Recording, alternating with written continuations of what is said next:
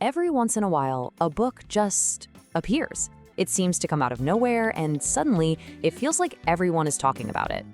Well, today we're diving into exactly that kind of literary sensation, the novel, The Correspondent. When the Wall Street Journal calls a book the breakout novel no one saw coming, you really gotta pay attention. That one line tells you everything. This isn't just another book on the bestseller list. It's a true word-of-mouth phenomenon. And get this, the numbers totally back that up. Right now, it's sitting at number 8 on the Amazon charts. And if you know anything about that list, you know how incredibly competitive it is. Breaking into the top 10 is a huge, huge deal. Okay, but this number, this is where you see the real story. We're talking over 17,000 ratings on just one website. That's insane. It means people aren't just buying this book, they're reading it, they're finishing it, and then they feel this urge to go and talk about it. And they're not just talking about it, they are absolutely loving it. An average rating of 4.6 out of 5 stars, that is stellar. It tells you that this story is hitting home, that it's connecting with people on a really deep, personal level. So, what's the secret sauce here? How does a novel become this kind of surprise bestseller? Well, it's not just about selling a ton of copies, it's about earning some serious respect too. And this is where you really see it. Look at this list. Sure, it's a New York Times bestseller, that's amazing on its own, but it's also getting these major nods from the literary world. It's being longlisted for prestigious awards and getting picked as the best book of the year by places like NPR and the Washington Post. To be a massive commercial hit and a critical darling, that almost never happens. Okay, so what's the story that has everyone so completely captivated? Well, it all revolves around one truly remarkable character. Here it is, The Correspondent.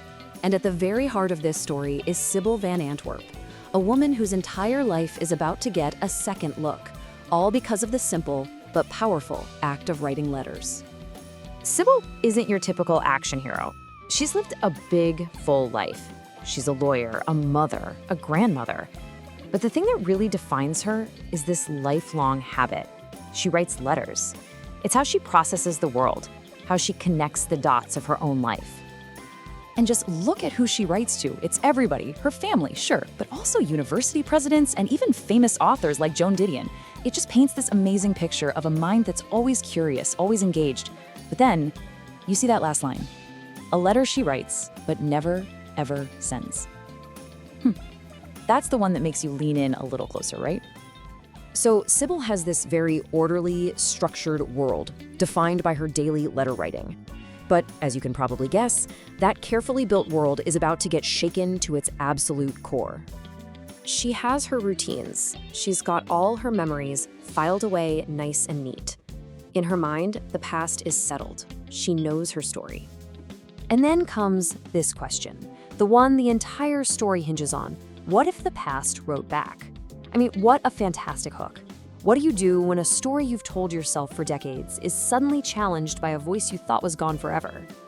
And this is where it all begins. These letters just show up totally out of the blue, and bam, Sybil is forced to look back at this really painful time she'd buried long ago. And suddenly that one unsent letter we talked about, it becomes the key to everything. To move forward, she has to finally read it and somehow find a way to forgive. And listen, the plot is gripping, for sure, but what I think really elevates this book, what makes it a phenomenon, are the deep, universal themes it explores, the kind of stuff that resonates with pretty much everyone. I just love this quote from the book itself. It so perfectly captures this core idea that all the words we send out into the world, our letters, our messages, they're like pieces of a giant puzzle, and when you put them all together, they tell the real story of our lives. It's such a beautiful thought. And these are the big ideas the book is wrestling with.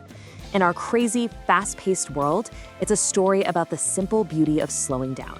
It's about how we really connect with other people, the comfort we can find in books, and, the messy business of accepting our own past, the good parts and the bad.